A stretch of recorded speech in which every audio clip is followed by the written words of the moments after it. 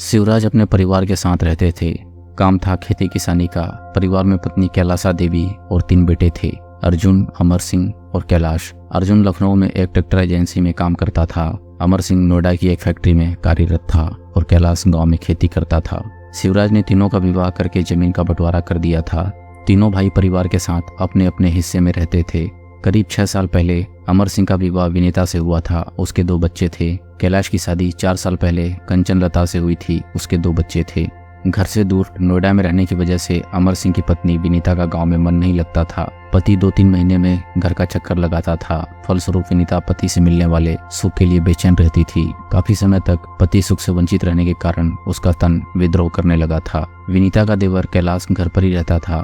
जब वो उससे हंसी मजाक करता तो कभी कभी अपनी सीमाएं लांघ जाता था। विनीता समझ गई कि कैलाश भले ही शादीशुदा है, लेकिन उसे शायद घर की दाल में मजा नहीं आ रहा, इसलिए वह बाहर की बिरयानी खाने की जुगत में है। इसी वजह से वह उस पर डोरे डालने की कोशिश कर रहा है।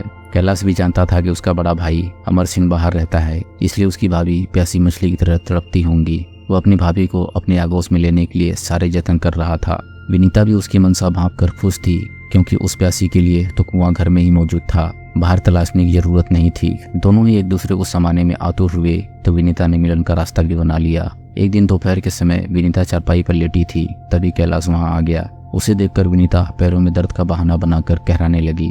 उसने साड़ी घुटनों तक खींच लिया। कैलाश ने उसकी हालत देखी तो बोला, क्या हुआ भाभी, ऐसी करा क्यों रही हो? क्या बताऊं, पैरों में बड़ी जोर से दर्द हो रहा है। विनीता अपने हाथ से दायां पैर दबाने की कोशिश करती हुई बोली, अरे आप क्यों परेशान हो रही हैं, मैं दबा देता हूँ पैर। कहकर कैलाश उसके नग्न पैरों को अपने हाथों से दबाने लगा। इस पर विनीता उसको तेल की शीशी देते हुए बोली, इस तेल से मालिश कर दो, कुछ आराम मिल जाएगा। कैलाश ने उसके हाथों से तेल की शीशी लेकर थोड़ा तेल निकाला और भाभी के पैरों की मालिश करने लगा। पराये मर्द के हाथों के स्पर्श से विनीता के तन में चिंगारियां फूटने लगी। तन बदन मचल उठा। जैसे जैसे कैलाश मालिश कर रहा था, विनीता साड़ी को थोड़ा ऊपर खींचते हुए मालिश करने को कहती गई। थोड़ा और ऊपर मालिश कर दो। जैसे जैसे मालिश कर रहे हो, दर्द नीचे की ओर बढ़ता जा रहा है। मस्ती से सराबोर होकर विनीता ने कहा। इसके बाद उसने साड़ी को कुल्लों तक खींच लिया। कैलाश कोई नादान नहीं था। वह भाभी की मनसा समझ गया और मालिश करते करते अपना नियंत्रण खोने लगा। उसके हाथ आगे बढ़ते गए। अंततः विनीता ने उसे अपने ऊपर खींच लिया। उसके बाद उनके बीच की सारी दूरियां खत्म हो गई और उन्होंने अपनी हसरतें पूरी कर ली। इसके बाद दोनों के बीच संबंध का यह सिलसिला चलने लगा, लेकिन ऐसे संबंध एक न एक दिन उजागर हो ही जाते हैं। अमर सिंह को अपने पत्नी व भाई के बीच के नाजायज संबंध के बारे में पता चल गया तो वह गांव आया। उसने गुस्से में विनीता को जमकर पीटा ही कैलाश के साथ भी मारपीट की। विनीता और बच्चों को वह अपने साथ नोएडा ले गया। विनीता के चले जाने के बाद कैलाश भी काम के सिलसिले में हैदराबाद चला गया। कैलाश की पत्नी कंचन लता 2 बच्चों के साथ घर पर रह रही थी। कंचन लता को घर में अकेले देखकर कैलाश का चचेरा भाई रमाकांत उसके पास आने लगा। रमाकांत पड़ोस में ही रहता था और अविवाहित था। उसकी चाय समोसे की दुकान थी।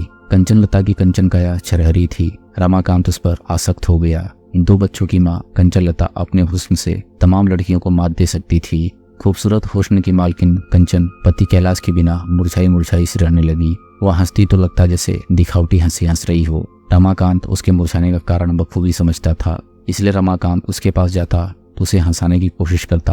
कंचन लता को भी उसकी बातें अच्छी लगती थी। वह उससे घुलने मिलने लगी। एक दिन बातों बातों में रमाकांत कंचन लता के दर्द को अपनी जुबां पर ले आया। भाभी, मैं देख रहा हूँ कि जब से कैलाश भैया गए हैं तब से आप उदास सी रहने लगी हो, तो क्या करूँ, उनके जाने पर नाचूं या हंसूं? कंचन लता ने बड़ी करवाहट से जवाब दिया, आपको भी उनके साथ चले जाना चाहिए था। आखिर आपकी भी अपनी कुछ जरूरतें और इच्छाएं हैं, उनको मेरी चिंता ही कहाँ है? वह बुझे मन से बोली, जब उन्हें आपकी चिंता नहीं है तो आप भी अपनी जिंदगी अपने हिसाब से जियो। आपको भी पूरी आजादी है। मैं आपका हर तरह से साथ देने को तैयार हूँ। रमाकांत बोला। यह सुनकर कंचन लता मुस्कुराई और अपनी नजरें झुका ली। रमाकांत ने अपने हाथ से कंचन लता की ठोड़ी पकड़कर चेहरा उठाया और उसकी आंखों में देखा। इस पर कंचन लता कुछ देर यूं ही उसकी आंखों में देखती रही, फिर उसके अंदाज की कायल होकर उससे लिपट गई। रमाकांत ने भी कंचन लता को अपनी बाहों में भर लिया। फिर उनके बीच की सारी मर्यादाएं टूट गई। दोनों के जिस्म एक हो गए। उनके बीच यह खेल निरंतर खेला जाने लगा।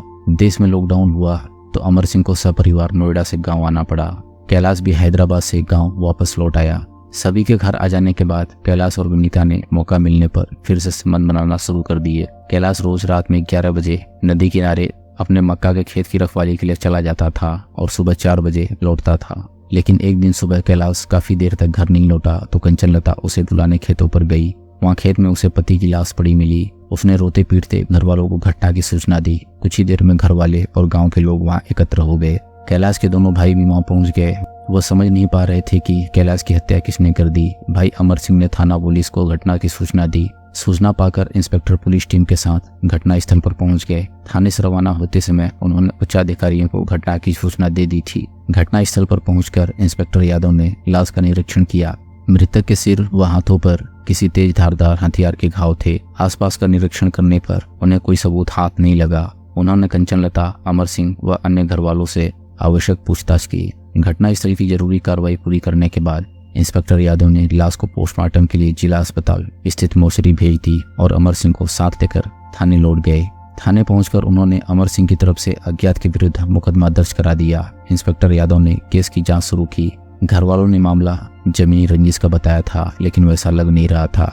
गांव वालों और पड़ोसियों से पूछताछ करने के बाद घटना की वजह कुछ और ही नजर आ रही थी। इंस्पेक्टर यादव ने कैलाश के घर आने जाने वाले व घर के बराबर में रहने वाले कैलाश के भाई बंधुओं के बारे में पता किया। तब उन्हें पता चला कि लाश के मिलने के एक दिन पहले रात में अमर सिंह और उसके चचेरे भाई रमाकांत को एक साथ गांव के बाहर जाते देखा गया था।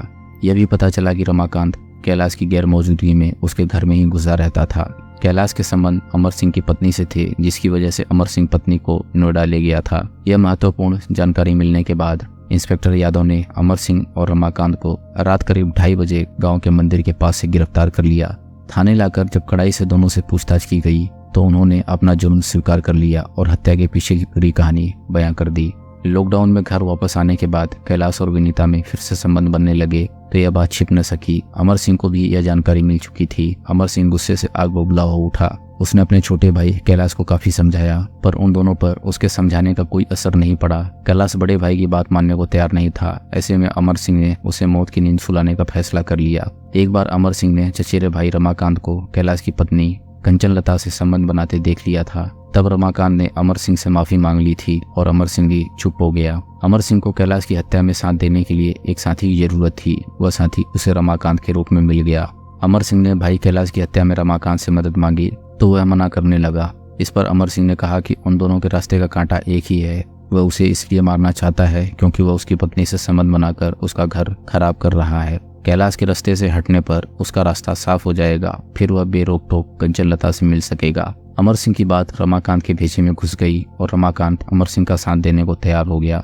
एक रात 11 बजे कैलाश अपने मक्के की फसल की रखवाली के लिए घर से निकल गया। योजना अनुसार रात 12:30 बजे के करीब अमर सिंह और रमाकांत घर से निकले। दोनों अपने साथ एक कुल्हाड़ी भी ले आए थे। दोनों खेत पर पहुंचे तो कैलाश को गहरी नींद में सोते पाया। यह देखकर अमर सिंह ने कुल्हाड़ी से उसके सिर पर वार किया। इसके बाद उसने कई वार किए। रमाकांत ने भी उससे कुल्हाड़ी लेकर उस पर कई वार किए। लहूलुहान कैलाश चारपाई से नीचे गिर गया, लेकिन कुल्हाड़ी से अनगिनत वारों के कारण कैलाश की सांसें ज्यादा देर तक चल न सकी और उसकी मौत हो गई। उसे मौत के घाट उतारने के बाद उन्होंने अपने खून सने कपड़े उतारे और दूसरे कपड़े पहनकर रक्त रंजित कपड़ों और कुल्हाड़ी को एक जगह छिपा दिया और घर वापस लौट आए, लेकिन गुनाह छिप न सका और वे पकड़े गए। दोस्तों, अगर आपको कहानी पसंद आ रही हो तो वीडियो को लाइक करें और चैनल को सब्सक्राइब करें। हम ऐसी मजेदार कहानियां आपके लिए लाते रहेंगे।